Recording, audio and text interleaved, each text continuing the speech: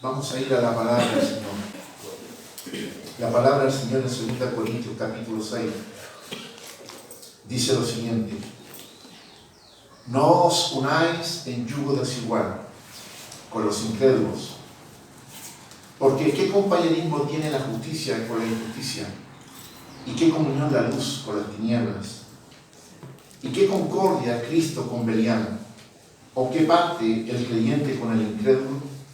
¿Y qué acuerdo hay entre el templo de Dios y los ídolos? Porque vosotros sois el templo del Dios viviente. Como dijo Dios: habitaré y andaré entre ellos, y seré su Dios, y ellos serán mi pueblo.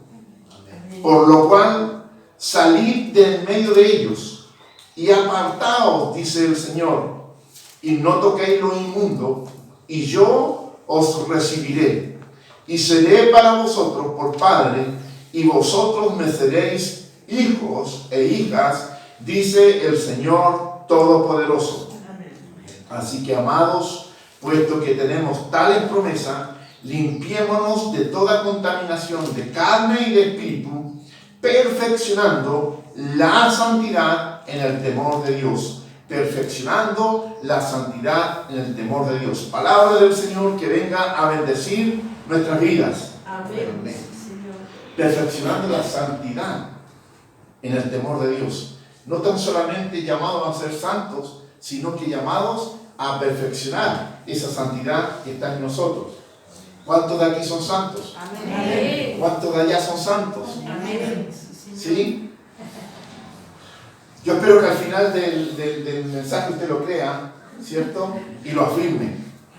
Porque usted es santo. Amén. Aunque usted no se considere, usted es santo.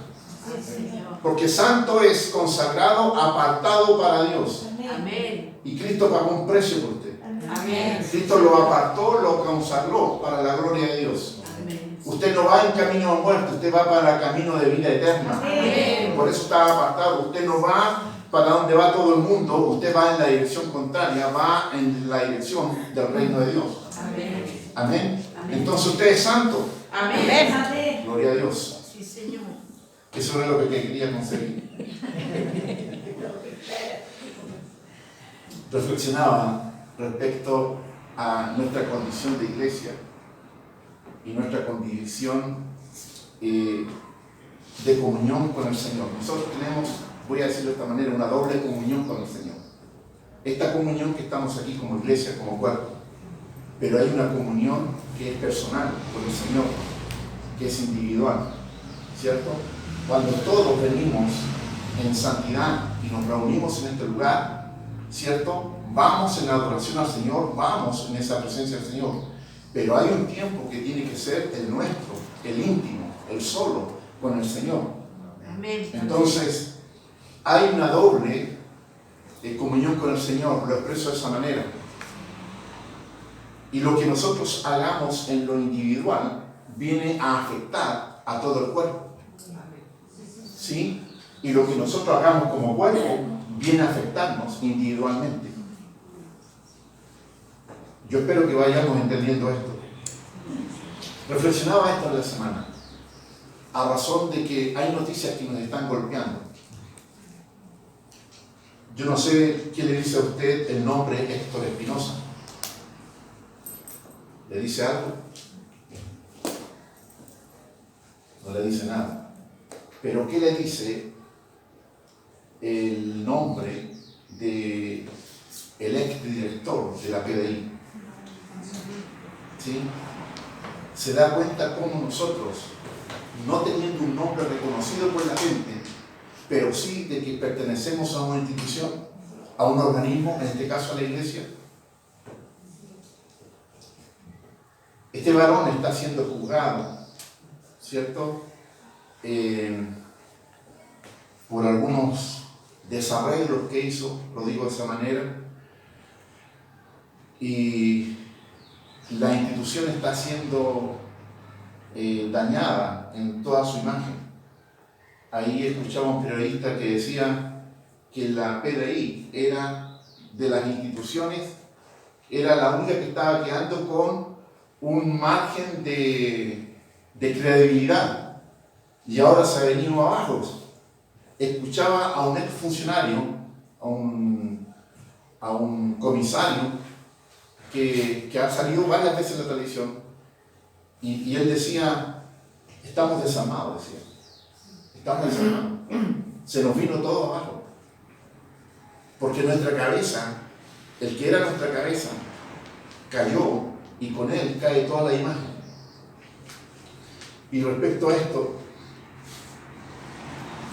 yo pensaba de cómo la iglesia es afectada cuando uno de nosotros enloda el nombre de Cristo, no enloda el Evangelio de Jesucristo. Porque no nos señalan como tan solamente como Juan Vallejos, no nos mencionan, ¿cierto?, como una persona individual, sino que nos asocian a lo que representamos, a lo que somos. Y esto viene, ¿cierto?, a dañar a toda la iglesia.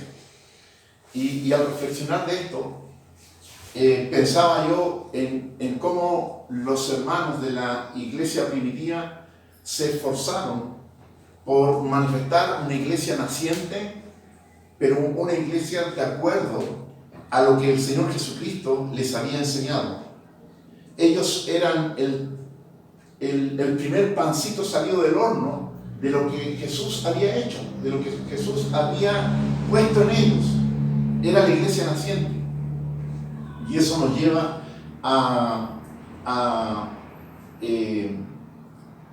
tener en cuenta el porqué cuando el apóstol Pedro declara una palabra sobre Ananías y Zafira, una palabra que viene a causarles muerte, porque ellos estaban haciendo algo que supuestamente era bueno, pero no era bueno, era mentira.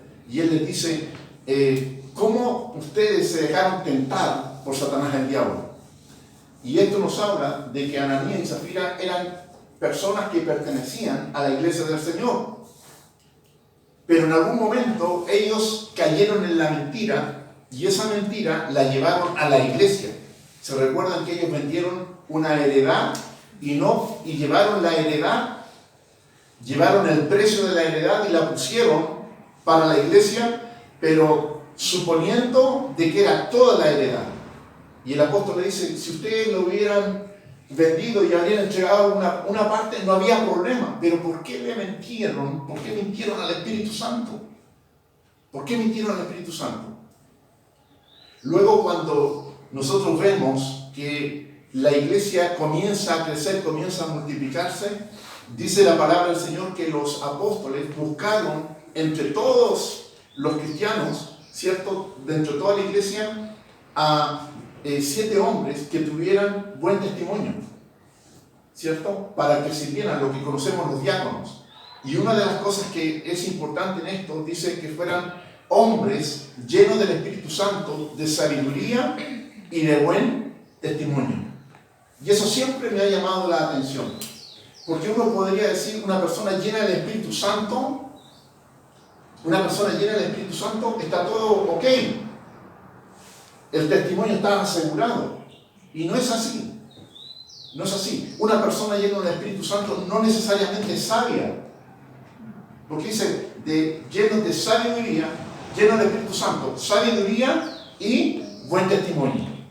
El testimonio no se construye de un día para otro. La llenura del Espíritu Santo puede ser instantánea. Pero el buen testimonio se construye día a día, paso a paso. El reconocimiento de que la gente tenga de la iglesia o de esta iglesia no se construye en un día. Son años de mantener un buen testimonio. Pero en un minuto se va a acabar. En un minuto se cae. Y en ese sentido nosotros vemos cómo la iglesia del Señor, los apóstoles, ¿cierto?, se esforzaron para que el testimonio de la iglesia fuera un testimonio reconocido, medible, ¿cierto?, y que proyectase lo que Jesucristo había manifestado a los apóstoles. Jesús estuvo con los apóstoles y los adoctrinó, les enseñó, les manifestó el reino para que ellos lo entendieran. Pero ahora ellos tenían que transmitir eso para toda la iglesia. Y en la transmisión puede haber un problema de no ser finos en lo que estamos transmitiendo. Y en eso, hermanos, nosotros tenemos que ser muy rigurosos como iglesia del Señor. Porque ¿sabe qué? No solamente se pierde el testimonio, sino que hay gente que se pierde a causa de nuestro testimonio. Hay gente que deja de creer en el Señor. Hay gente que deja de creer en la iglesia del Señor. Hay gente que deja de creer en el Evangelio del Señor porque nosotros lo hacemos mal. Entonces, esto no es tan solamente algo que venga a afectarme a mí personalmente o a usted personalmente, sino que va a afectar comunidades, personas, familias. Va a afectar todo el sacrificio que Cristo hizo. ¿Por qué? Porque nosotros tuvimos o no fuimos capaces de mantener ese buen testimonio. Entonces,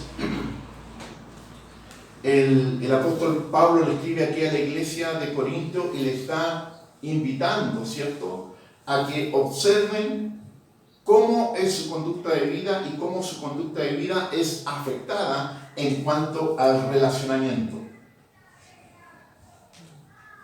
¿Con quiénes nos relacionamos?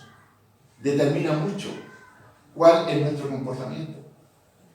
Y yo de ninguna manera les estoy invitando a ustedes que se enclaustre, de ninguna manera les estoy invitando a ustedes que no se relacionen. No, estamos llamados a relacionarnos. Es imposible no relacionarnos. Es más, iríamos contra la voluntad del Señor si nosotros no nos relacionamos con las personas. Pero la palabra del Señor aquí nos dice lo siguiente: no os unáis en yugo desigual, que eso es distinto con el relacionamiento. El domingo pasado hablamos también del yugo, ¿se acuerdan? ¿Alguien estuvo acá? Sí, amén. ¿Sí? Amén. Hablamos del yugo y a quién nos estaba invitando a que anduviéramos un yugo con él. Cristo nos invitaba, ¿cierto?, a que nosotros anduviéramos en su yugo. Mi yugo es fácil, dice, y ligera mi carga. Y él nos invitaba a andar con él. Y ahora en esta palabra, usted no piense que yo quiero verme enyugado. De nuevo el yugo, no. Sino que esto tiene que ver con, bueno, yo quiero verme enyugado con Cristo. Amén. Sí, yo quiero verme enyugado con Cristo. Sí. Decíamos la semana pasada que cuando nosotros estamos enyugados con Cristo, comenzamos a recibir todas esas capacidades de Cristo, todo ese carácter de Cristo en nosotros. Y pusimos el ejemplo, ¿cierto?, de que el buey viejo le ponen un buey nuevo al lado y lo enyugan para guiarlo. Y esa es la invitación que hace Cristo, de que nosotros nos pongamos, ¿cierto?, como nuevos, como más débiles en Él, y Él nos guía en el camino. Y la carga la lleva a Él. La carga la lleva a Él.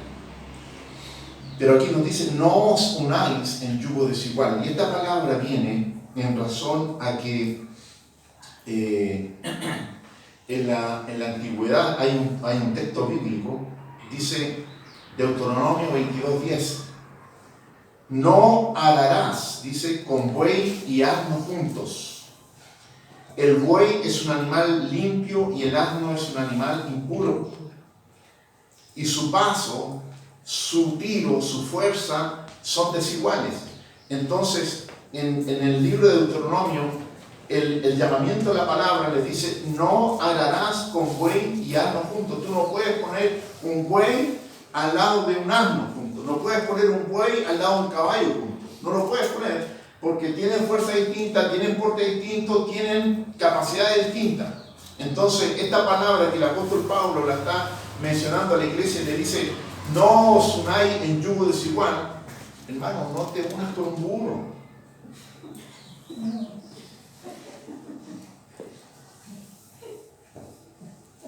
No nos comportemos como tales.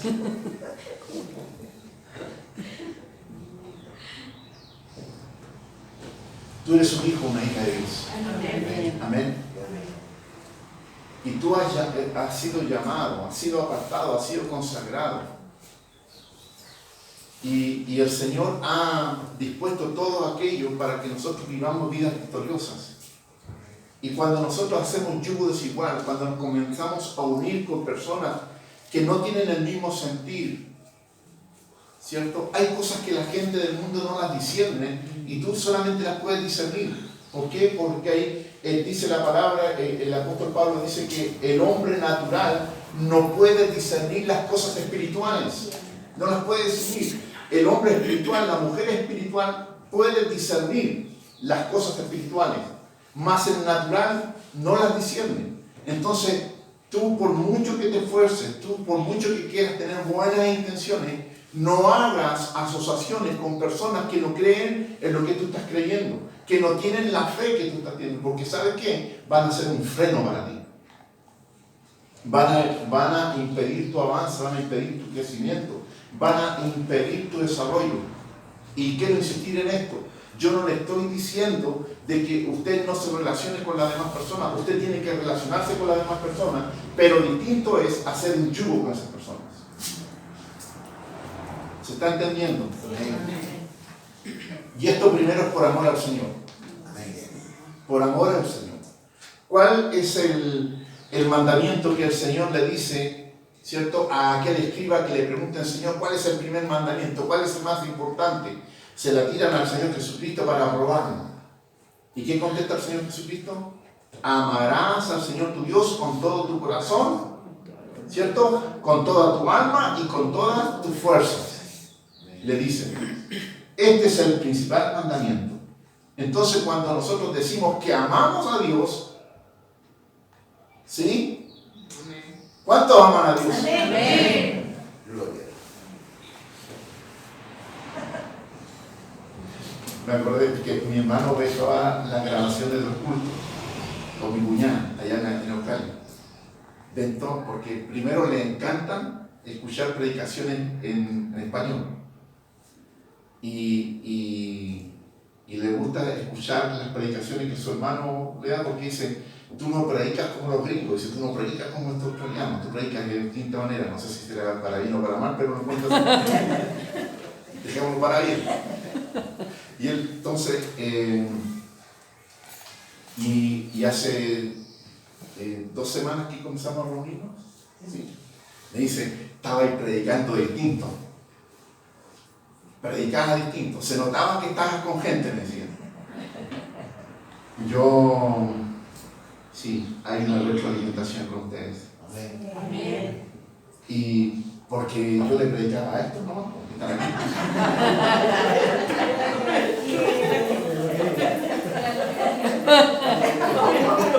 Ellos me tenían paciencia acá.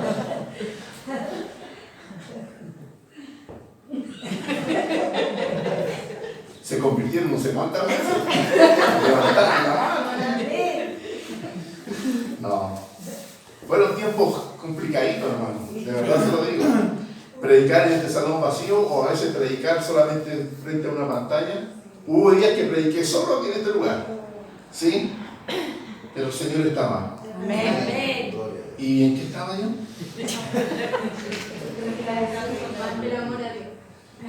Llamarás al Señor tu Dios con todo tu corazón y con toda tu alma. Y yo le dije, ¿cuántos aman al Señor? Amén. Y ahí me metí en la otra cosa. Entonces, por amor al Señor, nosotros tenemos que ser personas que mantengamos ese diseño de Dios para nuestras vidas. El Señor quiere que nosotros nos relacionemos con más gente. Si el Señor hubiese querido que nosotros no nos relacionáramos con más gente, nosotros nos hubiéramos convertido al Señor y el Señor nos hubiera arrebatado inmediatamente. Genial. Habría sido buenísimo. Y le habríamos puesto urgencia para que los demás se convirtieran con nosotros. Porque tú no quisieras dejar a tu Señor acá, a tus hijos acá. ¿Cierto? Y parece que nosotros nos relajamos porque decimos como que a tiempo en una de esas se ha convertido. Y no le ponemos urgencia. Pero figúrese usted que en el plan de Dios, usted se convierte en el Evangelio y el Señor dice, tienes una semana y te arrebata. Te pones a predicar como loco. Y como loca. Así es. ¿Cierto? Pero bueno, el plan del Señor es así. Y si estamos acá, dice el Señor que estamos en el mundo, no somos del mundo, pero estamos en el mundo. Y tenemos que relacionarnos con la gente del mundo. Porque ¿de quién van a escuchar el Evangelio? De usted, ¿cierto? Amén. Esa fuerza que le ponen. Usted es el que predica el Evangelio. Amén. ¿Sí? Entonces, por amor al Señor, primero nosotros no nos unimos en yugo. Dice, no os unáis en yugo desigual con los incrédulos. Y luego dice, porque ¿qué compañerismo? El apóstol Pablo comienza a hacer una exposición de lo que está planteando en la primera frase. Comienza a respaldar, ¿cierto?, el por qué lo está diciendo.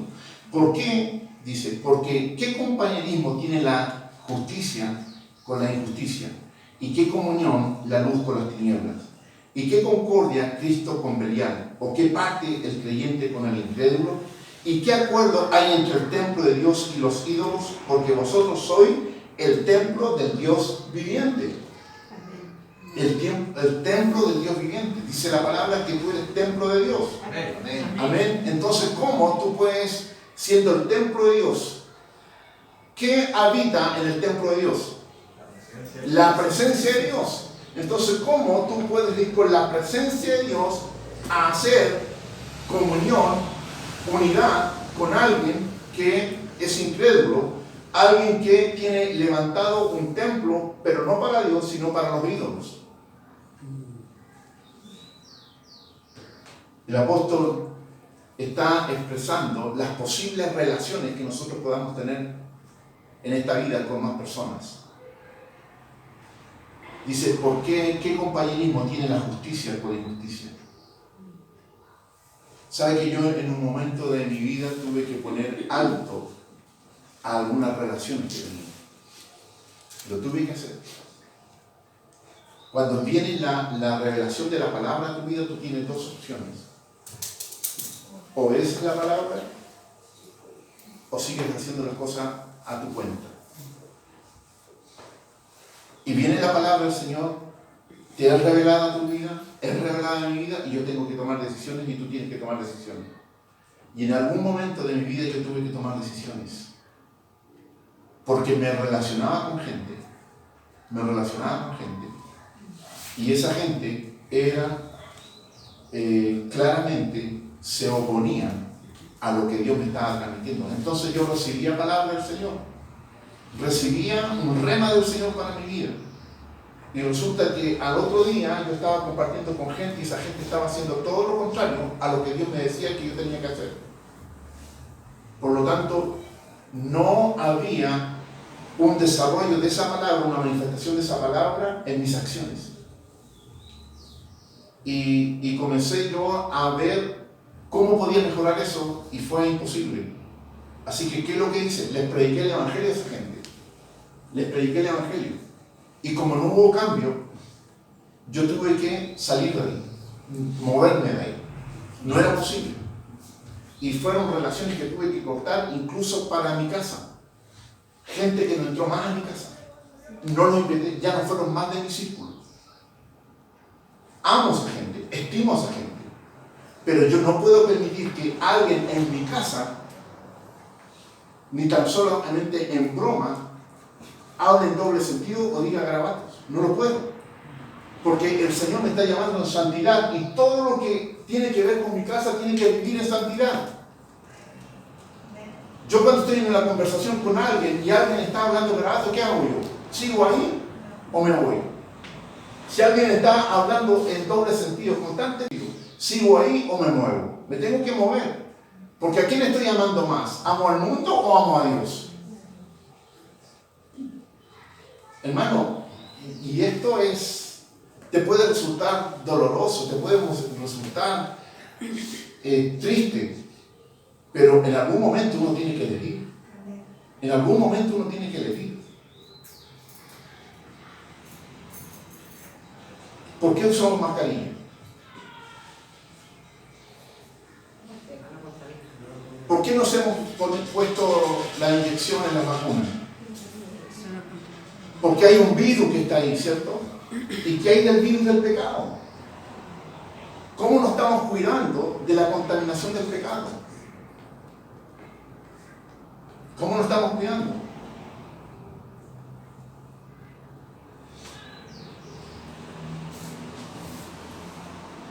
Mi abuelo me dijo una vez, yo era pequeño y mi abuelo dijo una vez, tú no puedes ser amigo de un hombre que engaña a su esposa. Tengo que haber tenido como 10 años y se lo escuché a mi abuelo. Tú no puedes ser amigo de una mujer, de un hombre que engaña a su esposa. Bueno, y el otro también, ¿cierto? Si no somos nosotros los malos, no. Le dice eso, me dice eso. Y eso me quedó grabado, pero no lo entendí cabalmente. Pero ¿cuál era el argumento? Decía, si ese hombre engaña a su mujer, ¿con cuánta facilidad más te podrá engañar a ti? Y es una realidad. Es una realidad. Y a veces nosotros nos relacionamos, hacemos asociaciones con tipos que engañan, que son violentos, que estafan, que son mentirosos. Son simpáticos, pero son mentirosos. Borracho pero buen muchacho, dice el dicho. Ah, pero si no, hermano, en eso tenemos que ser drásticos. Porque ¿sabes qué? ¿A quién estás amando más? ¿Al Señor? ¿O estás amando al mundo? Hombres que son adúlteros abandonan a sus hijos. Un tipo que abandona a sus hijos, a un hijo, no puede ser amigo mío. No puede. Yo no puedo relacionarme. De verdad, yo lo detesto. Porque marcan vidas para siempre. Se pierden para siempre, sufren para siempre. Los golpeadores, aquellos que son abusadores con sus empleados, ladrones, engañadores. Mire, el ladrón no es que anda asaltando, ¿eh? Ladrón es aquel que hasta se lleva un tornillo de su empresa, algo que no le pertenece. No es tuyo. Engañadores, gente vulgar, violentos. Un creyente no puede unirse con lo que es injusto, porque somos el cuerpo de Cristo. Somos el cuerpo de Cristo. No somos una institución de beneficencia, no somos una institución de gobierno, no somos un club deportivo, no somos un colegio, no somos un ente social. Somos el cuerpo de Cristo. Y en esto, hermanos, nosotros como iglesia tenemos que comenzar a ser rigurosos. Anoche me quedé hasta tarde leyendo una iglesia con propósito. Lo tengo ahí al lado mío. Y lo leo y lo vuelvo a releer. Y cómo el Señor está trabajando ahí en mi corazón respecto al modelo que el Señor quiere de iglesia. Una iglesia con propósito. ¿Cuál es el propósito de nuestra iglesia? ¿Cuál es el propósito tuyo como hijo de Dios? ¿Cuál es el propósito nuestro al ser parte de la iglesia? Somos una institución única y especial. No hay otra como nosotros. Y no somos tan solamente una institución, sino que somos un organismo.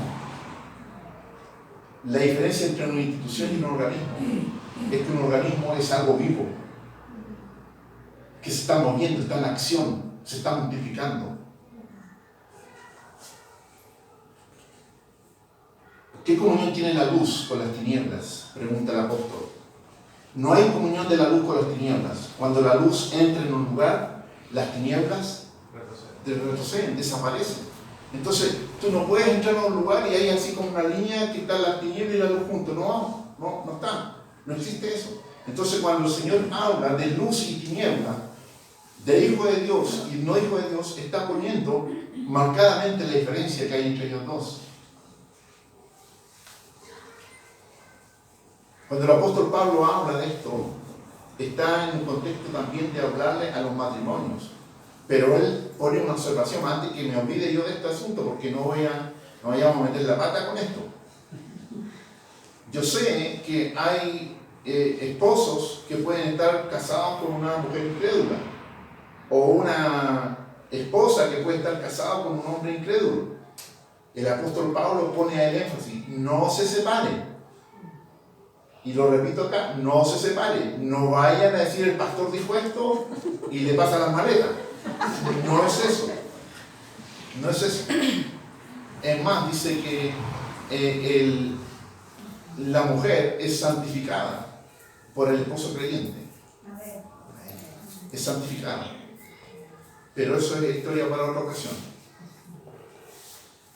Otra vez Jesús le habló diciendo: yo soy la luz del mundo, el que me sigue no andará en tinieblas, sino que tendrá luz, ¿cierto? Que se dice tendrá la luz de la vida. Otra vez Jesús le habló diciendo: yo soy la luz del mundo, el que me sigue, ¿cuántos están siguiendo a Jesús? Amén. No andará en tinieblas, sino que tendrá la luz de la vida. Y Mateo 5:14 dice: y vosotros sois la luz del mundo. Una ciudad asentada sobre un monte no se puede esconder, ni se enciende una luz y se pone debajo de una luz, sino que sobre el candelero y alumbra a todos los que están en casa. Así alumbre vuestra luz delante de los hombres. Así alumbre la luz, su luz delante de los hombres. Cuando usted se junta con alguien, porque a usted le toca todos los días, usted se junta con las tinieblas. De acuerdo a la palabra, usted se junta con las tinieblas, ¿o no? ¿Sí? Yo me siento un colectivo y van las tinieblas al lado mío, ¿o no? Sí, no. Si hay hijos, nosotros los que creen en Jesucristo son hijos de luz. ¿Y los demás qué son?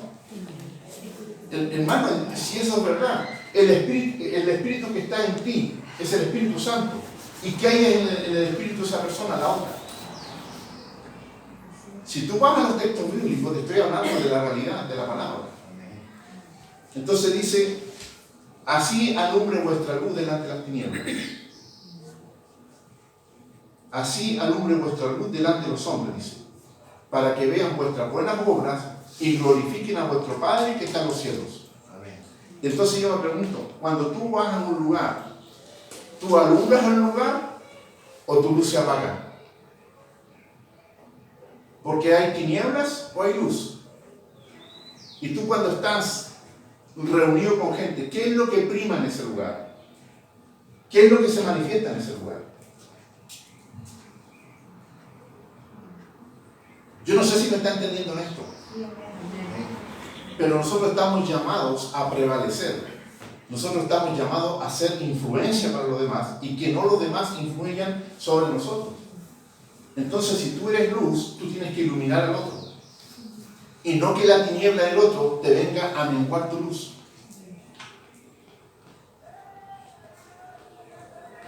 Y eso, para eso estamos llamados. Dice, ¿cierto? Vosotros sois la luz del mundo. No se enciende una luz para esconderla. La luz de Cristo está en tu vida. Tú fuiste encendido por Cristo. Y no fuiste encendido para estar escondido, sino para que dice para que vuestra luz sea vista por los hombres, ¿cierto? Y puedan ver vuestras buenas obras y glorifiquen a vuestro Padre que está en los cielos. Amén. Entonces, ¿por qué eso? Por amor a Dios. ¿Quién es glorificado? No eres glorificado tú, es glorificado Dios. Amén. ¿Y qué concordia, pregunta el apóstol, entre Cristo y Belial? Belial, por definición, es una palabra hebrea de origen no conocido. Entonces, se le asocia al concepto de impiedad, a lo perverso y a lo perdido. Y todo eso viene a englobar lo que es resultado de un relacionamiento con el diablo. Esa es la definición de la palabra Belial. Entonces dice, ¿qué concordia, cierto? ¿Qué unión hay entre Cristo y Belial? ¿Qué unión, qué concordia hay entre Cristo y Satanás? Ni una. Ni una.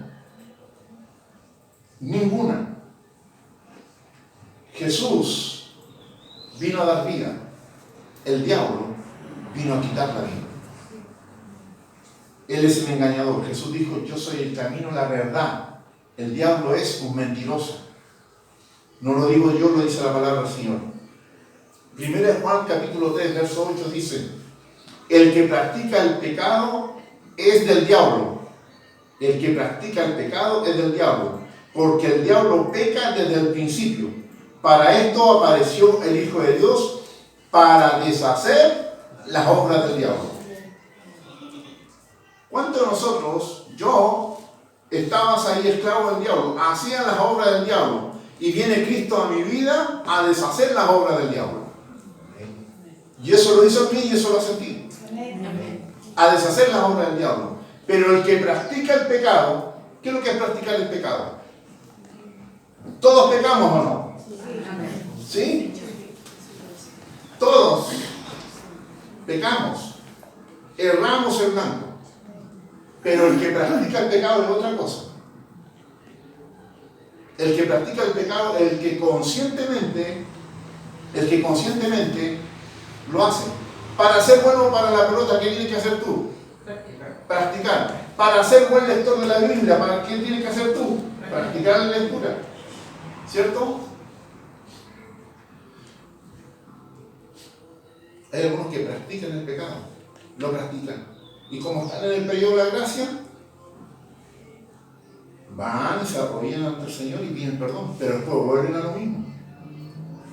¿Qué respuesta tiene la palabra del Señor? Dice esto: ¿cuántas veces tendrá que subir Cristo a la cruz para que nuestro arrepentimiento sea genuino?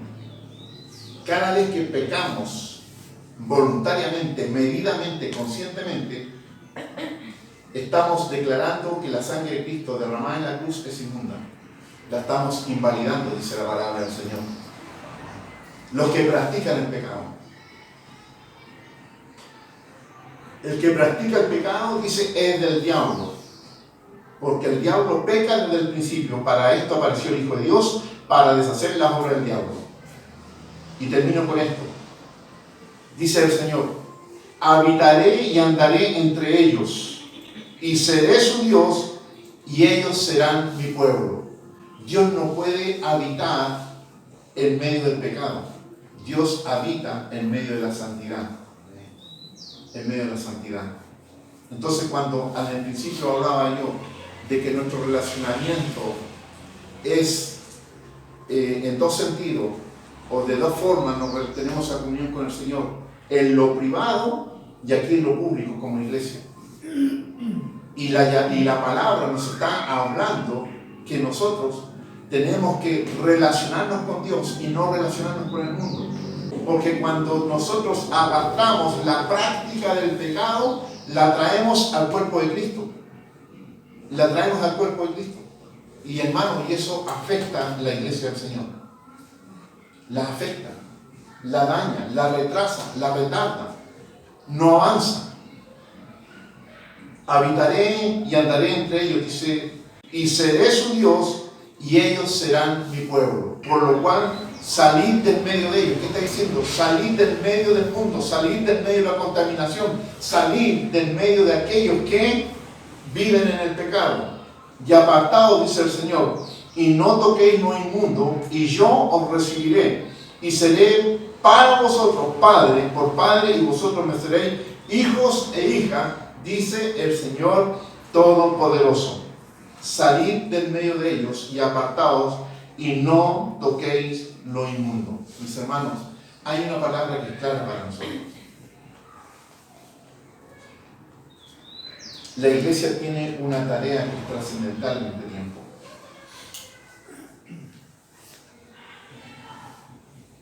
La iglesia tiene que levantarse como un referente. La iglesia tiene que levantarse como un ejemplo. La iglesia tiene que levantarse como buen testimonio. Y cuando digo la iglesia, no es esto, sino es usted. Soy yo. Donde estemos, que seamos distinguidos como hijos de Dios, que nos reconozcan como que somos hijos de Dios. Yo te digo, tú te puedes equivocar, yo me puedo equivocar, pero tenemos que ser honestos para pedir perdón a Dios y a aquellas personas que afectamos. Pero no podemos ir por la vida derribando gente, dejando gente dolida, dejando gente dañada, dejando gente desilusionada. ¿Y con quién estamos haciendo asociación? Tengamos eso presente, porque hay urgencia, hermano, hay urgencia de que la iglesia se levante realmente como el cuerpo de Cristo glorificado. Que la iglesia realmente venga a reflejar, a manifestar la presencia de Cristo en nuestras vidas. Eso es lo que trae salvación para la gente. Todo, hermano, yo veo lo que está sucediendo. Todas las instituciones están cayendo. Y la iglesia ha caído también.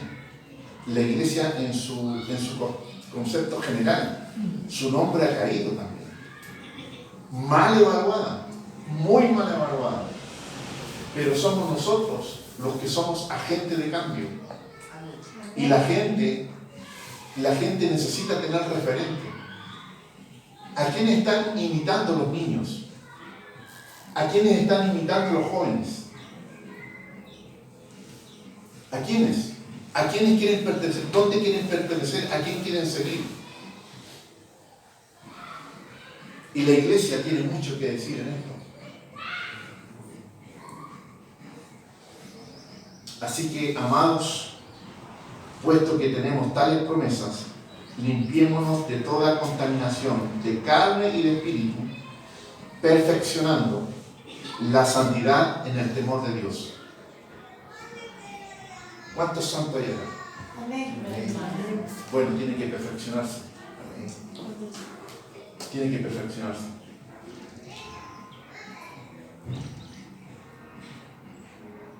No es suficiente, mira, no es suficiente que seamos santos. Tenemos que perfeccionar la santidad en el temor de Dios. Amén. Perfeccionar la santidad. O sea, si tú te creías que estabas bien, eso hay que mejorarlo. Si tú pensabas que eras un buen modelo, eso hay que perfeccionarlo, hay que mejorarlo. ¿Se puede mejorar? Se puede mejorar. Por amor a Dios, por amor a su iglesia y por amor a esa gente que necesita que tú te levantes como un ejemplo. Ser imitadores de mí, como yo de Cristo, dice el apóstol Pablo. Ser imitadores de Dios, lo dice en otra parte a Corintios. Ser imitadores de Dios. Ser imitadores de Cristo también lo manifiesta. Cuando nosotros imitemos al Señor y los demás puedan ver en nosotros que estamos manifestando el carácter de Cristo, cosas diferentes van a comenzar a venir. Pero hoy, como está nuestra sociedad, la cosa está muy complicada. Muy complicada. Vamos a orar al Señor. Vamos a orar. Padre, Dios, entendemos que tú tienes un diseño para la iglesia. Tú tienes un diseño, Señor, para nuestras vidas como hijos. Padre, nosotros cuando observamos a nuestros hijos en lo natural, queremos proyectarlos de acuerdo al modelo, al diseño, Señor, que nosotros entendemos que es bueno. De igual manera, Señor, tú has puesto un diseño, un modelo a seguir a través de tu palabra. Y, Señor, nuestro máximo referente es Jesucristo el Señor. Padre, nosotros reconocemos nuestra debilidad. Estamos en lucha constante. Pero Dios, entendemos en esta hora tu palabra que nos está llamando, Señor, a no conformarnos tan solamente con lo que hemos alcanzado, con lo que hemos crecido, sino que tú nos estás llamando a ser perfeccionados, perfeccionando la santidad. Señor, esta iglesia es importante en este barrio. Este es el territorio que tú nos has dado. Y mis hermanos, cuando salen, Señor, a sus hogares, vuelven a sus respectivos lugares de trabajo, lugares donde viven, lugares donde estudian. Señor, ese es el territorio que tú también les has dado para que seamos influencia, para que seamos luz en esos lugares. Padre, yo ruego que tú nos des la capacidad de recibir esta palabra y la capacidad de obedecerla, de vivir de acuerdo a ella, por amor a tu nombre, por amor a tu iglesia y por amor, Señor, a aquellos que están perdidos. Padre, gracias. Oramos en el nombre de Jesús. Amén.